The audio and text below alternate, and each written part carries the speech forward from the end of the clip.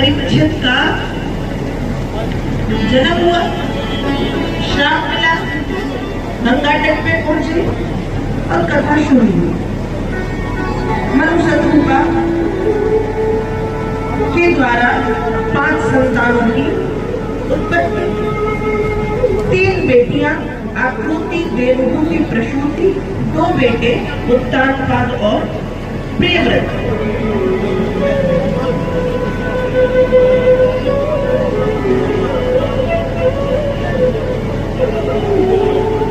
महाराज मनु के 2 बेटे हैं, उत्तानपाद और प्रियव्रत।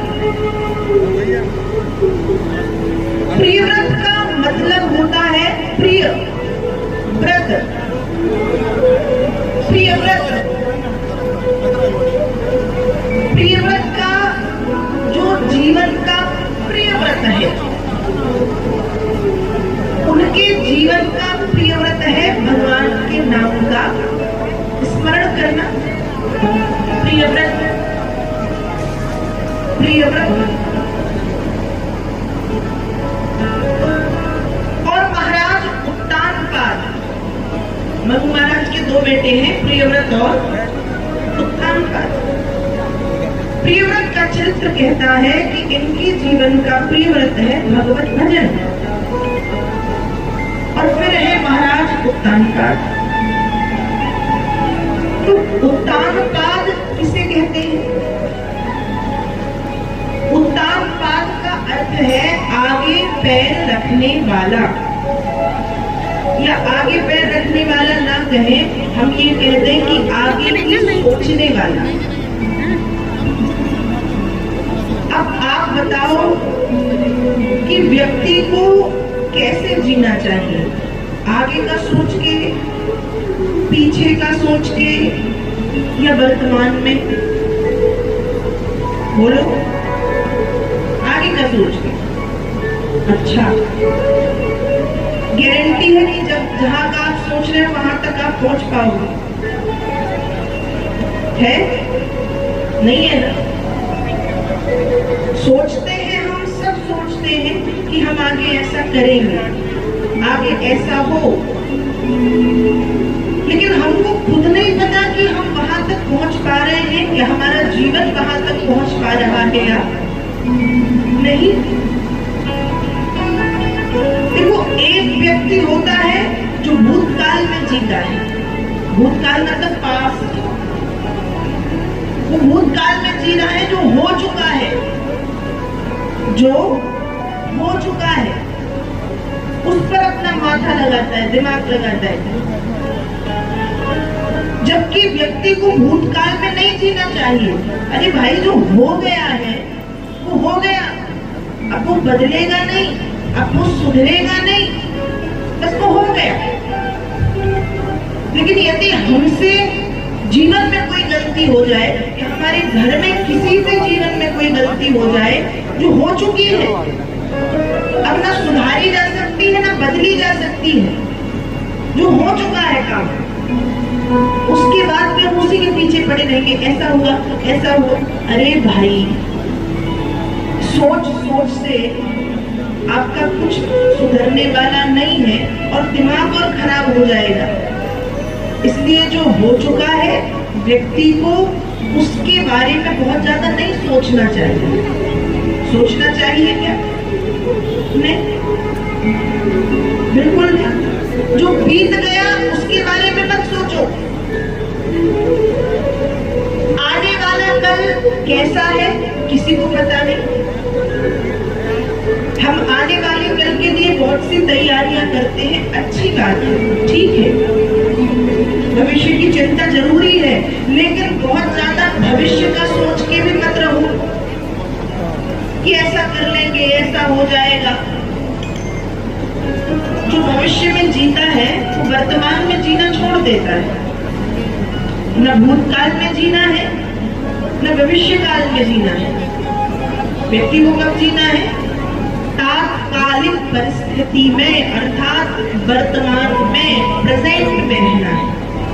वर्तमान। नीति का अर्थ है सुनीति। सु मतलब सुंदर, नीति मतलब ज्ञान।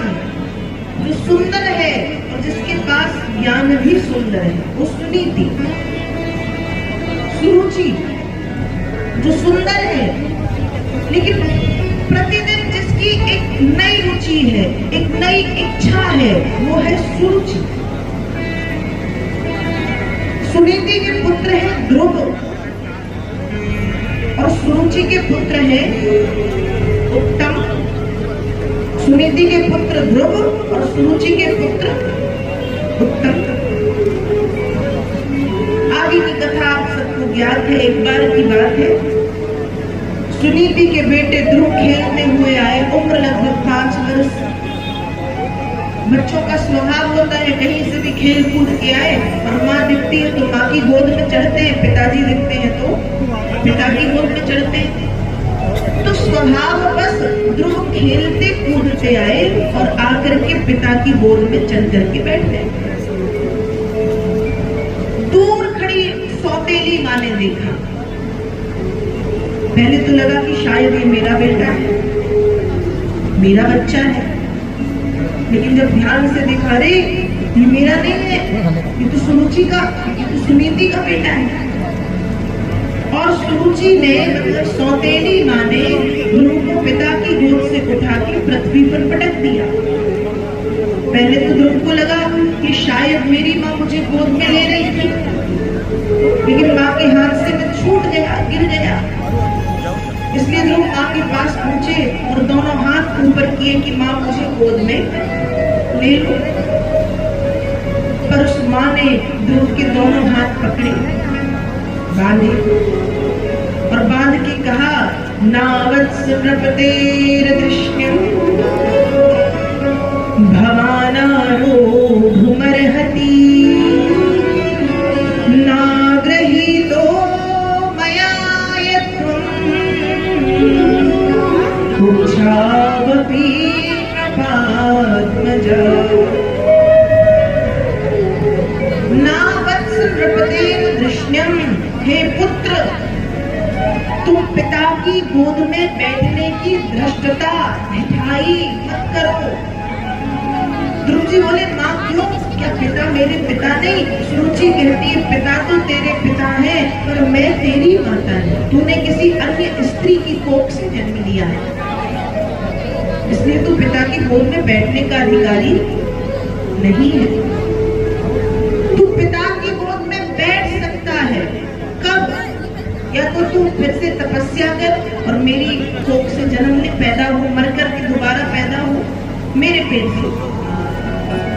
और ये नहीं कर सकता तो जंगल में जाके तपस्या कर और भगवान से वरदान मांग कि मुझे पिता की गोद में बैठना है।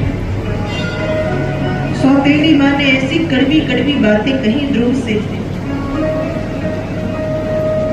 रोते हुए ध्रुव अपनी माँ के पास पहुंचे हैं।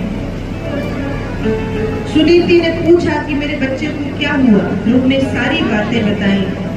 पर धन्य है सुनीति, चाहती तो लड़ती, बड़ी रानी है, राजा की पहली पत्नी है, चाहती तो लड़ती, लेकिन लड़ना उचित नहीं समझा। अपने नाम को सार्थक किया है, सुनीति, सुंदर ज्ञान। ध्रुव रो रहे हैं, सुरुचि को भला बुरा कह रहे हैं और सुनीति समझा रही है कि पुत्र दीर्घं स्वसन्ति ब्रजनस्य पारो न पश्यति बालकमाहवाल मां मंगलं तात परेषु मनसथा भुङ्क्ते जनो यत्पर दुःखदंस्तः। समझाया है दीर्घं स्वसन्ति। ध्रुव को जब समझाया तो ध्रुव की बातें सुन के पहले तो सुनीति ने भी क्या किया, लंबी लंबी श्वास ली। दीर्घं स्वसन्ति ब्रजिनस्य पारो। सुनीति के दुख का पार नहीं, क्योंकि वो बातें ही ऐसी कहती है कि तू मर जा।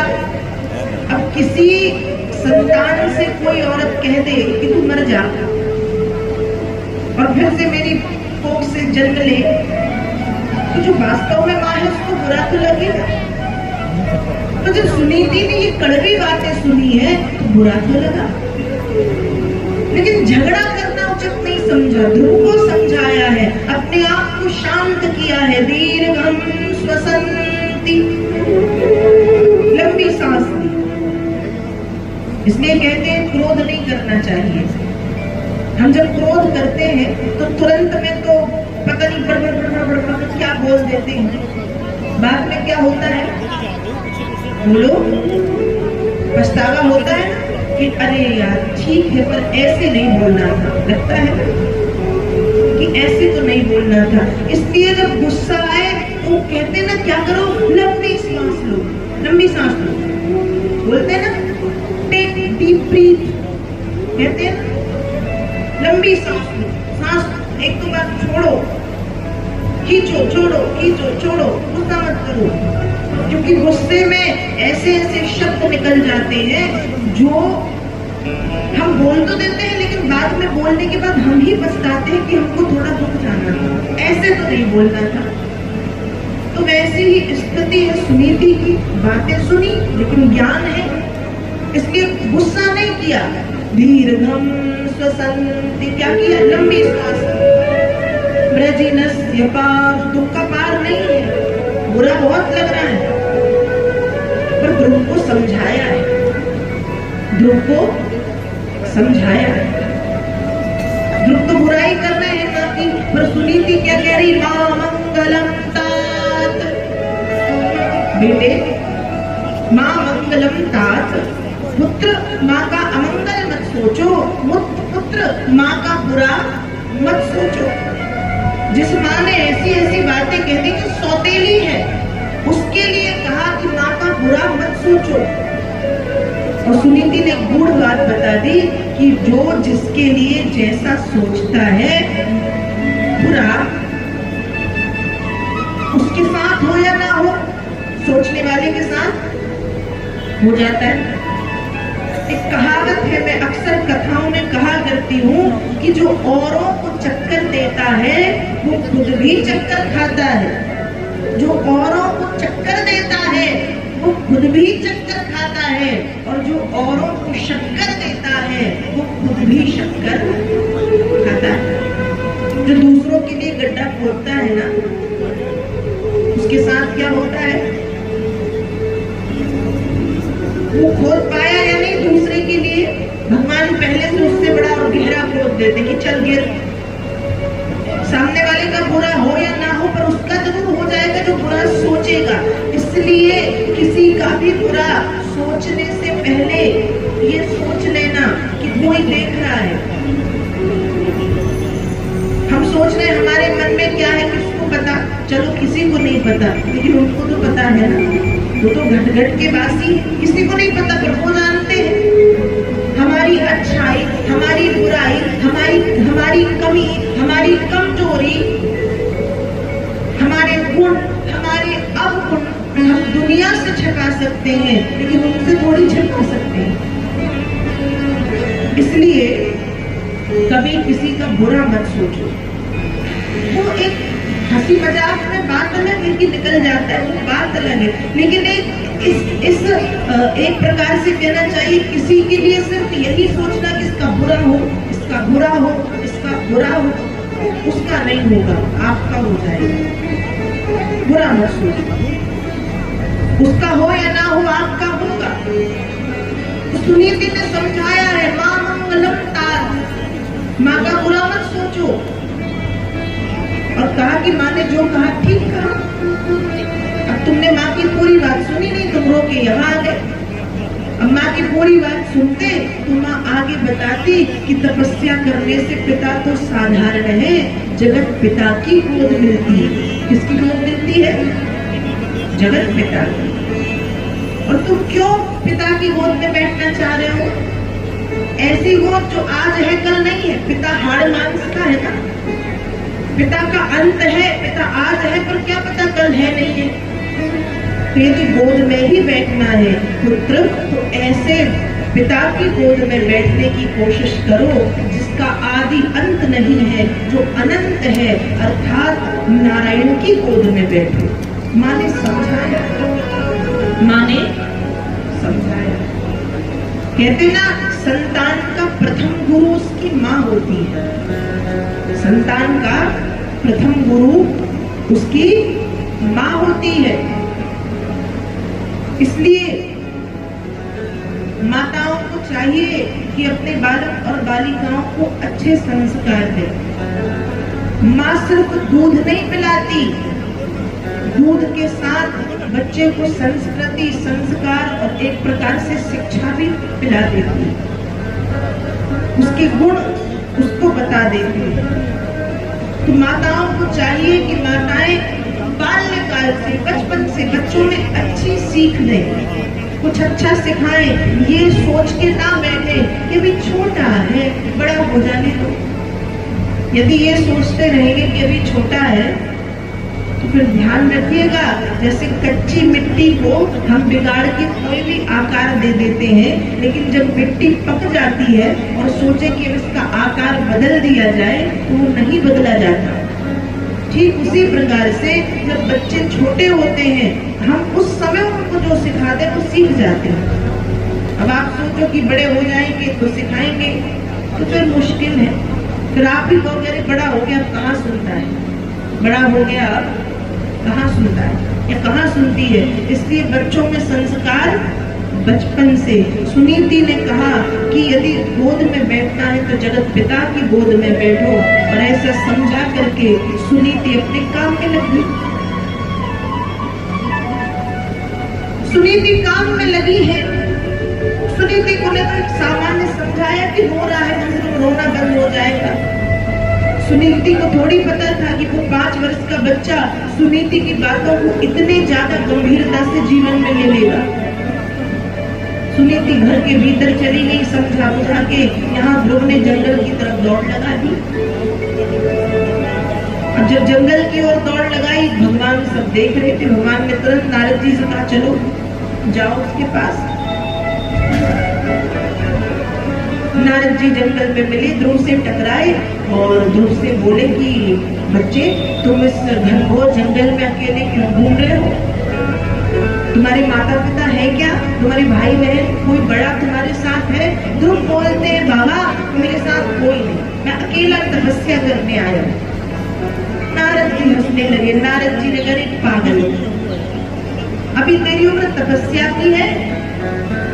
तो कहा अभी तेरी उम्र खेलने की, कूदने की, घूमने फिरने की, खाने पीने की, मौज मस्ती करने की। लौट जा, तपस्या तेरे बस में नहीं आती, पागल, वापस जा। ध्रुव मुस्कुराए और ध्रुव कहते हैं बाबा मैं नहीं जाऊंगा, मुझे सिर्फ इतना बता दो तपस्या कहाँ करते हैं, कैसे करते हैं, तपस्या करते समय किस मंत्र का जाप करते हैं। देखो, सद शिष्य को सदगुरु अपने आप मिलता है, उसको गुरु ढूंढना नहीं पड़ता।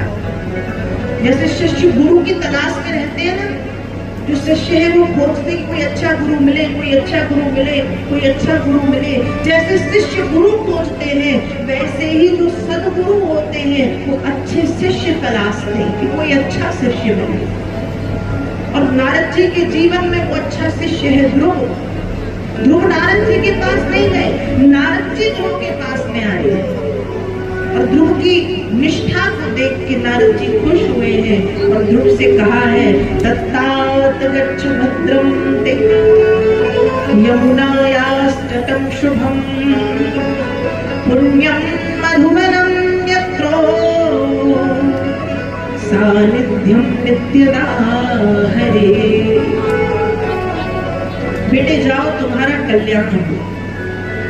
यमुना जी के किनारे मधुवन नाम का जो जंगल है, ऐसा कहते हैं कि उस जंगल में नित्यदा हरे, हरि नित्य निवास करते हैं। तो वहां जाओ और वहां पे बैठ करके भजन करो।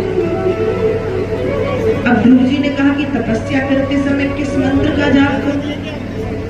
नारद जी ने कहा यह भी सुन लो, जप्यस्य परमो गुह्य श्रूयतां मे नृपात्मज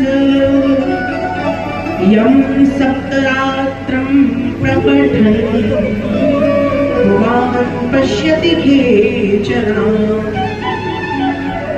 बेटे आज मैं तुमको एक ऐसा अति गूढ़ मंत्र बताता हूँ, यदि इस मंत्र का 7 रात्रि जाप कर लिया जाए तो आकाश में विचरण करने वाले शुद्ध पुरुषों का दर्शन होने लगता है। और यदि इस मंत्र की संख्या को बढ़ा दिया जाए तो भगवान का साक्षात्कार होता है। ध्रुव जी ने कहा तो मंत्र जल्दी बताइए। नारद जी ने कहा ध्यान से सुनो, मंत्र बड़ा गोपनीय है, गुप्त है, गूढ़ है, मंत्र है 12 और ध्रुव जी को मंत्र दे दिया। ओम नमो भगवते वासुदेवाय, ओम नमो भगवते वासुदेवाय, ओम नमो भगवते वासुदेवाय। मंत्र दिया है ओम नमो भगवते वासुदेवाय। नारद जी ने वो मंत्र दिया। ध्रुव जी महाराज उस मंत्र पर निष्ठा करके उस मधुवन नाम के जंगल में वृक्ष के नीचे तपस्या करने के लिए बैठ गए। और जब तपस्या करने के लिए बैठे हैं, लगातार 6 माह तक, कुछ दिन तक फल फूल खाए, कंदमूल खाए, फिर पत्ते खाए, फिर एक समय ऐसा आया कि पत्ते खाना छोड़ के सिर्फ वायु का भक्षण करके तपस्या करनी शुरू की है। 6 माह तक उस छोटे से बालक ने लगातार तप किया है तो भगवान का भी सिंहासन हिलने लगा। भगवान ने कहा पता करो। नारद जी आप तो घूमते फिरते रहते हो, चलो पता करके बताओ कौन तपस्या कर रहा है। नारद जी कहते हैं नारायण नारायण। नारायण होते हुए इतना भी नहीं जानते।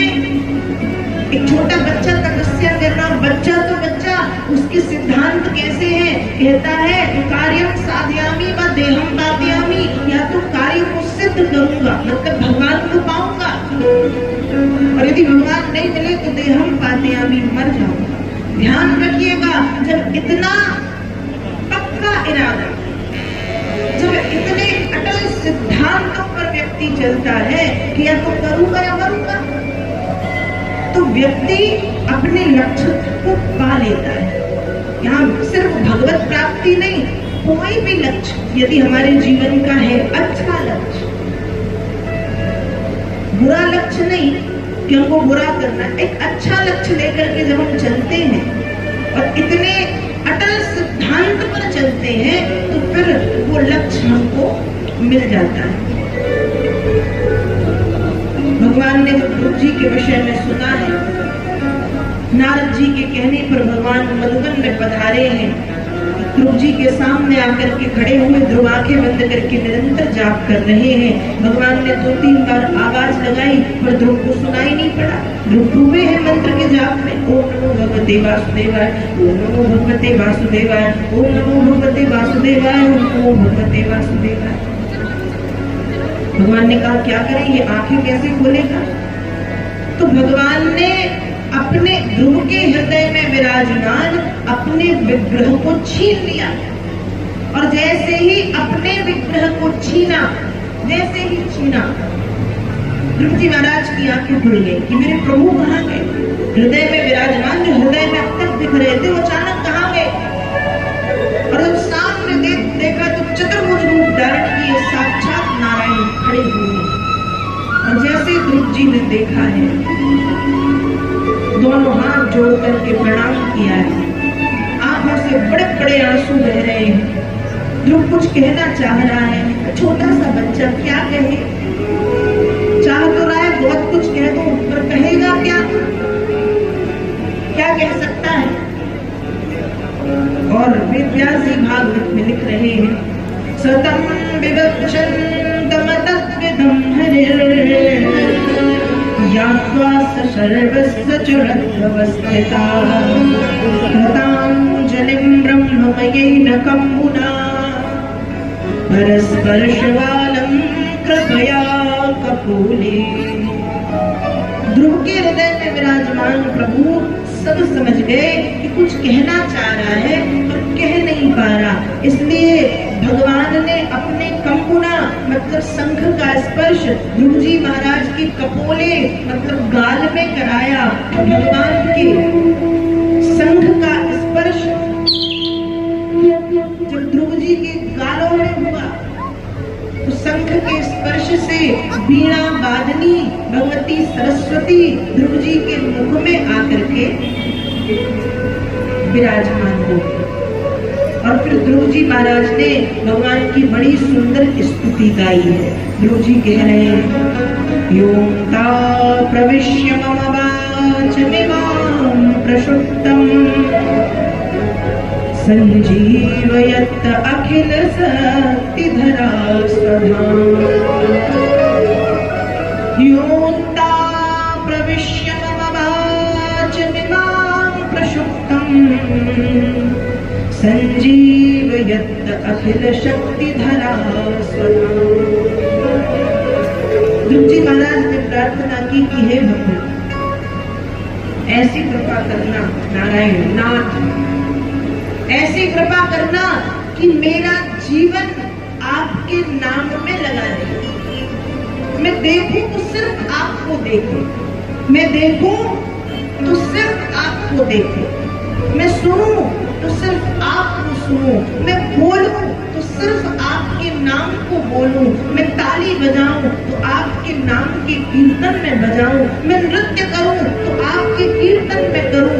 दुनिया मुझे ना नचा पाए, आपके कीर्तनों में नाचता रहूं। हे नाथ, अपने हाथों से आपके मंदिर की सेवा में मेरा जीवन बीते, मेरा दिन, मेरी रात्रि, मेरा पूरा का पूरा समय आपके चिंतन में, आपके मनन में, आपके भजन में लगा रहे। भगवान मुझे ऐसा वरदान दीजिए। ये वरदान ध्रुव जी महाराज ने मांगा है। और ध्रुव जी महाराज भगवान से क्या कह रहे हैं, आइए उस भाव को हम भी सुनते हैं। सभी गाएंगे ताली सेवा कि ध्रुव जी महाराज के भाव क्या है। ताली सेवा।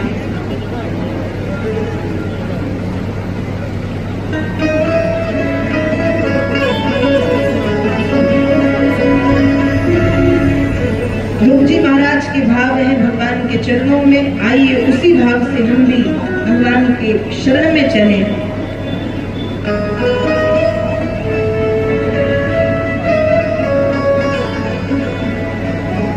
तेरी शरण में आके मैं धन्य हो गया। तेरी शरण में आके मैं धन्य हो गया। तेरी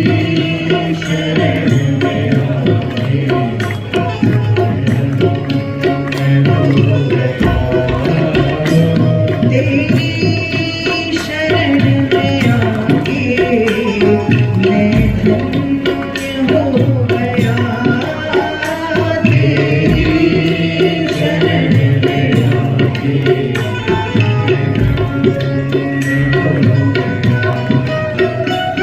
जन्मों की प्यास थी जो